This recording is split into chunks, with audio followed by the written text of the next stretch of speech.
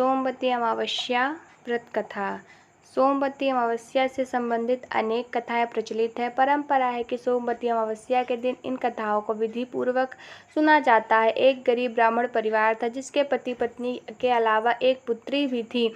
पुत्री धीरे धीरे बड़ी होने लगी। उस लड़की के में समय के साथ सभी स्त्रियोचित गुणों का विकास हो रहा था। लड़की सुंदर, संस्कारवान एवं गुणवान भी थी, लेकिन गरीब होने के कारण उसका विवाह नहीं हो पा रहा था। एक दिन ब्राह्मण के घर में एक साधु पधारे जो कि कन्या के सेवा भाव से काफी प्रसन्न हुए। कन्या को लंबी आयु का वरदान देते हुए साधु ने कहा कि कन्या के हथेली में विवाह योग्य रेखा नहीं है। ब्राह्मण दंपत्ति के साधु से उपाय पूछा कि कन्या ऐसा क्या करे कि उसके हाथ में विवाह योग बन जाए। साधु ने कुछ देर विचार करने के बाद अपनी अंतर्दृष्टि से ध्यान करके बताया कि कुछ दूरी पर एक गांव में सोना नाम की धोबी जाति की एक महिला अपने बेटे और बहू के साथ रहती है, जो कि बहुत ही आचार विचार और संस्कार संपन्न तथा पतिपरायण है। यदि यह कन्या उसकी सेवा करे और वह महिला इसकी शादी में अपने मांग का सिंदूर लगा दे, उसके बाद इस कन्या का विवाह होते इस कन्या का वैधव्य योग मिट सकता है। साधु ने यह भी बताया कि वह महिला कहीं आती जाती नहीं है। बात सुनकर ब्राह्मणी ने अपनी बेटी से धोबिन की सेवा करने की बात कही।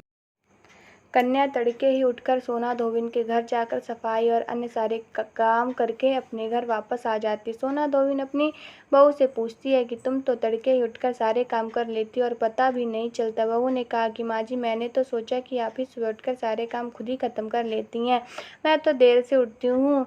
इस पर दोनों सास बहू निगरानी करने लगे कि कौन है जो तड़के ही घर का सारा काम करके चला जाता है। कई दिनों के बाद धोबिन ने देखा कि एक कन्या मुंह अंधेरे घर में आती है और सारे काम करने के बाद चली जाती है। जब वह जाने लगी तो सोना धोबिन उसके पैरों पर गिर पड़ी। पूछने लगी कि आप कौन हैं? इस तरह छुपकर मेरे घर की चाकरी क्यों करती हैं?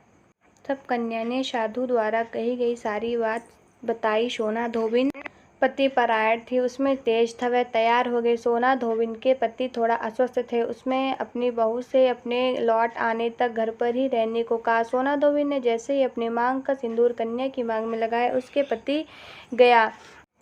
उसे इस बात का पता चल गया कि वह घर से निराजल ही चली थी। वह यह सोचकर कि रास्ते में कहीं पीपल का पेड़ मिलेगा तो उसे भंवरी देकर और उसकी परिक्रमा करके ही जल ग्रहण करेगी। उस दिन सोमवती अमावस्या थी। ब्राह्मण के घर मिले हुए पूरे पकवान की जगह उसने ईंट के टुकड़ों से 108 बार भंवरी देकर 108 बार पीपल के पेड़ की परिक्रमा की और उसके बाद जल ग्रहण किया। ऐसा करते उसके पति के मुर्दा शरीर में कंपन होने लगा। अगर आपको इस सोना धोबिन की कहानी अच्छी लगे तो चैनल को लाइक सब्सक्राइब जरूर करें। राधे राधे। जय श्री